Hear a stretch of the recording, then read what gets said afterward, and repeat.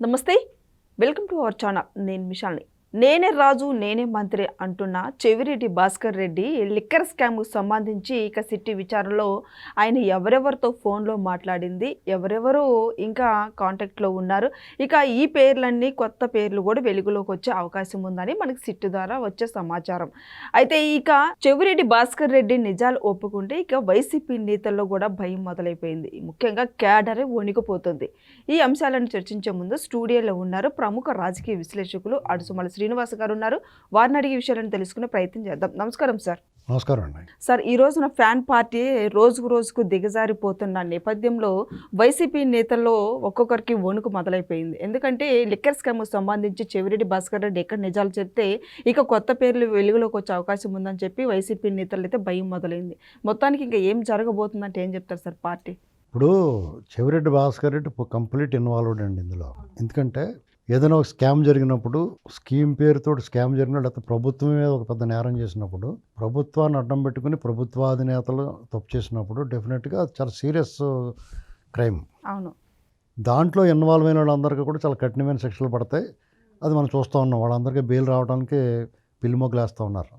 అయితే కొంతమందికి bail default వచ్చేసింది. దానికి వాళ్ళు ప్రభుత్వం తరపున కూడా సిట్ తరపున అప్పీల్కి వెళ్ళారు. రేపు మాపు అది బయటకు వస్తుంది. అయితే చెవిరెడ్డి భాస్కర్ రెడ్డి నిన్న కూడా వాళ్ళకి బెయిల్ తిరస్కరణకు గురైంది, బెయిల్ అప్లికేషను. అయితే ఈ లోపల వాళ్ళ కొడుకు మోహిత్ రెడ్డి ఎవరో ఉన్నాడు, అతను వచ్చి మాట్లాడడం, మాకు ఎలాగ బెయిల్ వస్తుంది అని చెప్పేసి మాట్లాడుకుని ఉండను.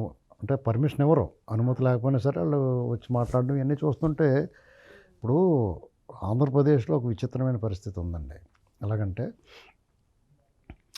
ఆంధ్రప్రదేశ్ ప్రజలందరూ కూడా ఒక రకమైన తిరుగుబాటు చేసి జగన్మోహన్ రెడ్డి నిర్ణయాలకి, అతని అసంబద్ధ వ్యవహారాలకి, అవినీతి, దోపిడీకి, అరాచకానికి వ్యతిరేకంగా వాళ్ళ పార్టీ నాయకులు కూడా చెలరేగిపోయారు. అన్ని చూసి ప్రజలందరూ తిరుగుబాటు చేశారు.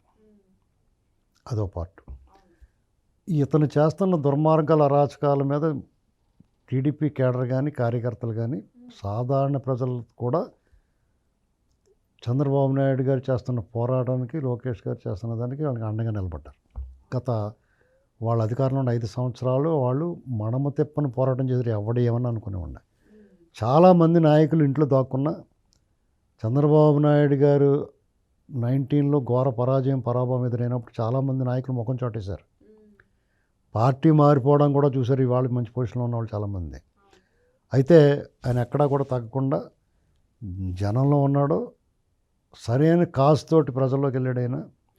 ఆయన వెళ్ళిన కారణం ఏదైతే ఉందో, సమస్య ఏదైతే ఉందో, ఆ సమస్యని ప్రజలు తమ సమస్యగా భావించారు కాబట్టి దాన్ని అడ్రస్ చేస్తున్న చంద్రబాబు నాయుడు గారికి బాసటగా నిలబడ్డారు.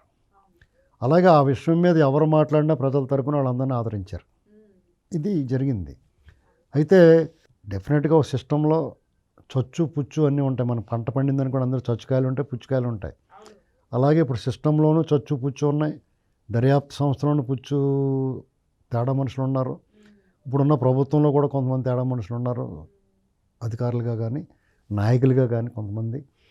వాళ్ళందరూ కూడా ప్రజలు ఒక అరాచకం మీద, ఒక విధ్వంసానికి వ్యతిరేకంగా మద్దతు ఇచ్చారన్న విషయం కొంతమంది మర్చిపోయి వాళ్ళు తమ వల్లే తమ చాకచక్యం, తమ ప్రతిభ అనుకుని కొంతమంది వ్యవహరిస్తూ ఉన్నారు. ఇలాంటి దురదృష్టకరమైన విషయాల్లో అవతల ప్రత్యర్థికి చావగొట్టి చెవులు మూసి కూర్చోబెట్టారు జనం. అటువంటి వాళ్ళు కోరలు వస్తున్నాయి, మాట్లాడే ఛాన్స్ వస్తుంది. వాళ్ళు తప్పు చేసి కూడా ఎదుటి వాళ్ళ మీద వాళ్ళు ఇంత దారుణమైన పెద్ద స్కామ్ ఇది. ఇప్పుడు వరకు దర్యాప్తు జరుగుతున్నది కేవలం చిన్నదే, మైన్యూట్ అన్నమాట. అసలు ఇంకా తెగలేదు. ఇంకా ఇది టీజర్ ఇది. అసలు స్కామ్లోకి ఇంకా లోపలికి వెళ్ళలేదు. ఇంకా వాళ్ళు కూడా అంత తప్పు చేసి కూడా వాళ్ళు మెడికల్ కాలేజీలని, లేదా అదని, కులం అని, అదని, ఇదని ఇలాంటి డ్రామాలు ఆడుతూ ఉన్నారు. ఇది చాలా ఒక విచిత్రమైన పరిస్థితి ఉంది. ఇప్పుడున్న ప్రభుత్వం, కూటమి ప్రభుత్వం సమస్య ఏంటంటే ప్రజలందరి ఆగ్రహానికి వాళ్ళు జగన్మోహన్ రెడ్డి వేధించాడు. వాళ్ళని అధికారులు వేధించారు. వాళ్ళు ప్రజలందరూ కట్టబెట్టి అధికారంలోకి వచ్చిన తర్వాత కూడా వాళ్ళ సమస్యలు తప్పట్లా. వాళ్ళకి వచ్చిన సమస్య ఏంటి? రాష్ట్రాన్ని గాడిలో పెట్టాలా, పరిపాలన సెటరేట్ చేయాలా, చిందరవందర అయిపోయిందని అంతా సరి చేయాలా, వాళ్ళు ఇచ్చిన హామీలు నెరవేర్చాలా, అభివృద్ధి ఉద్యోగాలు ఇస్తామని రై చూపించాలా, లా అండ్ ఆర్డర్ కాపాడాలా. కానీ ఇది రెండు చేతులతోటి అంత అత్తరబత్తంగా కాపాడదామన్నా కానీ చాలా కష్టమైపోతుంది అలాగే. ఈ లోపల లోకలోకల్లో గోవాల్లో రామ్ భజన అంతా ఉంటా ఉంది. ఈ ఈ కేసుల విషయంలో ఎవడో సిస్టంలో ఒకటి తప్పు చేసినా వాళ్ళు విడిచిపెడితే అదిగో ప్రభుత్వం పట్టించుకోలేదు కాబట్టి అంటే అంత మైక్రో లెవెల్కి వెళ్ళి చూస్తున్నారు జనం. ఇప్పుడు ఎవరైనా జైల్లో పెట్టారనుకోండి, ఎన్నాళ్ళు పెడతారు? ఇప్పటికైనా బెయిల్ అవుతారు. 1,00,000 కోట్లు కొట్టేసిన వాడికి 16 నెలల తర్వాత బెయిల్ వచ్చింది కదా. దీన్ని కూడా చూస్తున్నారు జనం. కాబట్టి ఈ విషయంలో ప్రభుత్వం చాలా సీరియస్గా ఉంది. అంటే వాళ్ళు మొదట ఈ 16 నెలల్లో ఏం చేశారు, సరిగ్గా చర్యలు తీసుకోలేదంటే ఎంత తీసుకోలేదని తీసుకున్నారు. తీసుకోబట్టే వీళ్ళందరూ జైల్లో ఉన్నారు. ఇంకా కొన్ని తీసుకోవాలి. అవి తీసుకోవడానికి మనం చూడటానికి ఏమనిపిస్తుందంటే డెఫినెట్గా వీళ్ళు సరిగ్గా వదిలేశారు వాళ్ళు అనుకుంటున్నాం. ఏమో వదిలేసారేమో కూడా కొన్ని. ఎందుకంటే మనకి బయట నుంచి చూసేవాళ్ళకి ఒకలా కనపడితే లోపల నుంచి చూసేవాళ్ళు ఒకలా. కానీ వాళ్ళ మీద అభాండాలు అపనిందలు పడుతున్నప్పుడు ఆ అభాండాలు అపనిందలు మమ్మల్ని అనవసరంగా అపనిందలు వేస్తున్నారనేటువంటిది అది ప్రూవ్ చేసుకోవాల్సిన బాధ్యత కూడా వీళ్ళ మీద ఉంది. మేము తప్పు చేయలేదురా బాబు అని ఆ విషయం ఆలోచించుకోవాలి ఇప్పుడున్న కూటమి. సార్, ఇప్పుడు వైసీపీలోనే కేడర్లోనే ఇప్పుడు చర్చ జరుగుతుంది.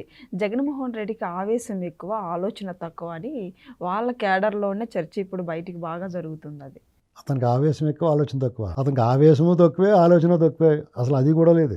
వాళ్ళు ఎలాగనుకుంటారో నాకు తెలియదు. అతనికి ఆవేశం ఉందండి. రోమ్ తగలబడిపోతుంటే పిడేలు వాయించుకున్నట్టు అతను రాష్ట్రం సర్వనాశనం చేసేసి ఇక్కడ అల్లకులలో అయిపోతాడు, ఇంట్లో పడుకుంటాడు. అతను ఉద్దు తుఫాన్ వస్తే సినిమా పోయాడు, తిత్తులు తుఫాన్ వస్తే ఇంట్లో దుప్పటి ముసుకేసి పడుకున్నాడు. అతనికి అలాంటివి ఏమి ఉండవండి. అతను ఏంటంటే అబద్ధాన్ని పదే పదే చెప్తాడు. ఆ విషయంలో అస్సలు సిగ్గుపడ్డా. ఎందుకంటే హైటెక్ సిటీ వాళ్ళ నాన్న కట్టాడని చెప్తుండే, శంషాబాద్ వాళ్ళ నాన్న కట్టాడని చెప్తుండే, రింగ్ రోడ్ వాళ్ళ నాన్న కట్టాడని చెప్తాడు. అసలు జిఎంఆర్ ఆయన అడిగితే చెప్తారు శంషాబాద్ ఎయిర్పోర్ట్ గురించి ఏం జరిగింది, ఏంటి, అది ఎలా వచ్చింది, అసలు దాని ప్రపోజల్ ఎవరు, గ్రీన్ ఫీల్డ్ ఎయిర్పోర్టా ఇలాంటి అది వాళ్ళు చెప్తారు. వాళ్ళు అడిగితే చెప్తారు. ఇప్పుడున్న తరానికి ఏమవుతుంది చెప్పమంటారా? ఇప్పుడు మీరు ఉన్నారు 25 ఏళ్ళు 20 ఏళ్ళు 30 ఏళ్ళు ఉంటాయి. మీకు అది చెప్పింది నిజమనుకుంటారు. మీకు అదే మైండ్లో రిజిస్టర్ అవుద్ది. కరెక్ట్గా ఇవన్నీ జరిగి 25 ఏళ్ళు పైన అయిపోయింది, 20 ఏళ్ళు అయిపోయింది. మీకేం తెలుస్తుంది దీని గురించి? మీ చిన్నపిల్లల కింద ఉంటారు. అప్పుడు మీ మైండ్లో వీడు చెప్పే అబద్ధాలు రిజిస్టర్ అవుతూ ఉంటాయి. దాన్ని సమర్థవంతంగా తిప్పుకొట్టి యంత్రాంగాన్ని వీళ్ళు రెడీ చేసుకోలేదు అనిపిస్తుంది నాకు. లేదా ఇప్పుడున్న నాయకుల్లో ఉదాసీనత, మన పదవులు వచ్చినా మనకి ఎందుకులే మాట్లాడడం అనుకుంటున్నారు. మాకు అర్థం అవట్లా చాలామంది. ఎందుకంటే గతంలో ఎమ్మెల్యేలు, మంత్రులు, ఒక స్థాయి ఉన్న లీడర్లు అందరూ కూడా పత్రికాముఖంగా మా ఛానల్స్లోకి వచ్చి మాట్లాడి వాళ్ళ పార్టీ స్టాండ్ని, పార్టీ చేస్తున్న దాన్ని, చేయబోతున్న దాన్ని, మంచి చెడు రెండు మాట్లాడేవారు. ధీటుగా సమాధానం చెప్పేవారు. ఇవాళ అది కరువు అయిపోయింది. దానివల్ల కూడా వాళ్ళు మాట్లాడుతూ ఉంటారు. ఎప్పుడైతే కూడా అది ప్రతిపక్షంలో ఉన్నవాడు అబద్ధం ఆడినా, నిజం చెప్పినా వాళ్ళ వాయిస్ జనంలోకి వెళ్తుంది, ఆసక్తిగా ఆలకిస్తారు. మీకు ఎప్పుడైతే అద్దాల మేడలో ఉన్నవాడు ఇంకా ఇప్పుడు అందలం ఎక్కినోడి మీద అసూయ ఉంటుంది అందరికీ, వాళ్ళ మనుషులకే అసూయ ఉంటుంది. కాబట్టి వాళ్ళ మీద ఎదుటి ఏదైనా మాట మాడితే వీళ్ళు మానసికంగా ఆనందిస్తూ ఉంటారు. ఈవెన్ ఇప్పుడు కూటమిలో ఉన్నవాళ్ళు కూడా జగన్మోహన్ రెడ్డి విమర్శించడం కూడా లోపల లోపల ఆనందించే వాళ్ళు ఉంటారు కొంతమంది. ఎందుకంటే వాళ్ళకి మిఠాయి పొట్టలు అందదు కదా. ఇంకోళ్ళకి ఎవరికో పదవి వచ్చి ఉంటుంది, వీళ్ళకి రాదు, వీళ్ళకి బాధ ఉంటుంది. ఇలాంటివి అనమాట. కాబట్టి ఇప్పుడు చెవిరెడ్డి భాస్కర్ రెడ్డి లేకపోతే వాళ్ళ కొడుకు క్యాడర్గా గజగజ వణికేస్తున్నారంటే వాళ్ళు ఇంకా దాచుకోవాలి కొన్నాళ్ళు, ఇంకా ఎక్కువ వణికి రోజులు ఉన్నాయి ఇంకా. ఎందుకంటే జగన్మోహన్ రెడ్డి సరిదిద్దుకోలేని తప్పులు చేశాడు, వెనక్కి తీసుకోలేని మాటలు మాట్లాడాడు. ఏమండి, దీన్ని సరిచేయలేనంత విధ్వంసం చేశాడు. అన్నిటికీ మంచి ప్రజల్లో భయం పెట్టాడు. ఆ భయాన్ని దాన్ని తొలగించే బాధ్యత అతనే తీసుకోవాలి. అతను రేపు రాజ్యాధికారంలో 2.1 నేను వస్తున్నాను అంటున్నాడు కదా. నువ్వు వచ్చి కూడా ఎలా మాట్లాడాలో ఏం చేయాలో నీకు ఇప్పటికీ అర్థం అవ్వలేదు. అసలు నువ్వు ఎందుకు ఓడిపోయావు నీకు తెలియదు. ఈవీఎంలు మూలపోయాం అలా పోయామంటే నీకు అసలు మినిమం నాలెడ్జ్ లేదు, నీకు అవగాహన లేదు. నువ్వు చేసిన పనికిమాలిన పనుల వల్ల నువ్వు ఓడిపోయావనే విషయం నీకు అర్థం అవునప్పుడు రేపు వద్దన్న అన్నీ సరి చేసుకునే అవకాశం నీకు ఎందుకు ఉంటుంది? ఇప్పుడు ఏదైనా పార్టీ ఏం చేస్తుంటే వాళ్ళు ఎందుకు ఓడిపోయి చూసుకుంటారు, ఇక్కడ తప్పు చేసాం, పలానా వాళ్ళని మనం నిర్లక్ష్యం చేసాం, వాళ్ళని సరి చేసుకోవాలి, వాళ్ళకైనా వాళ్ళ తరపున పోరాడాలి, లేకపోతే వాళ్ళ తరపున మాట్లాడాలి అనేటువంటిది తెలుసుకుని మాట్లాడితే ఆ వర్గాలు నీకు దగ్గర అవుతాయి. అంతేగా నువ్వు ఇప్పటికీ కూడా నువ్వు ఇంకా భయపెట్టేలాగా నేను వస్తే నీ సంగతి చూస్తానన్నట్టు మాట్లాడితే ఓరు బాబు ఈయన రానివ్వకూడదురా బాబు అనుకుంటారు. అది సులువు అవుతుంది వీళ్ళకి కూటమికి. పైగా కూటమిలో ఆ రెండు పార్టీలు విడదీయడానికి ట్రై చేస్తున్నావు. అది స్పష్టంగా అందరికీ అర్థమైపోతుంది. నీ వ్యూహం అంటే అది నీ మెదడులో ఉండాలి, అమల్లో ఉండాలి. నువ్వు చెప్పేలా ఉండకూడదు. నువ్వు చెప్తున్నావు నువ్వు విడిపోవాలన్నట్టుగా నువ్వు ప్రతిరోజు మాట్లాడుతున్నావు, జనాలకు అర్థమైపోతుంది. నీ జనాలకి నువ్వు వీళ్ళని ఎడదీయడానికి ప్రయత్నం చేస్తున్నావు అర్థమైంది అనుకోండి, వాళ్ళు ఇడిపోయినా నువ్వేం చేయలేవు. అది గుర్తుపెట్టుకోవాలి. ఇప్పుడు వాళ్ళు ఎడగొడితే నీకు తనకు బెనిఫిట్ అనుకుంటున్నాడు, విడగొట్టడానికి ప్రయత్నం చేస్తున్నాడు, అది చాలా రహస్యంగా చాప కింద నీరులాగా ఎవరికి తెలియకుండా జరగాలి. వ్యూహం అంటే అదే, రహస్యం అంటేనే. అంతేగాని మైకట్టుకుని 10 మంది మాట్లాడి నీ గ్యాంగ్ని పంపించి కులాల మధ్య ఇచ్చి పెట్టడానికి ప్రయత్నం చేస్తుంటే అందరికీ అర్థమైపోయిన తర్వాత నువ్వు నిజంగా వాళ్ళిద్దరు ఇడిపోయినా కానీ నువ్వేం చేయలేవు వాళ్ళని.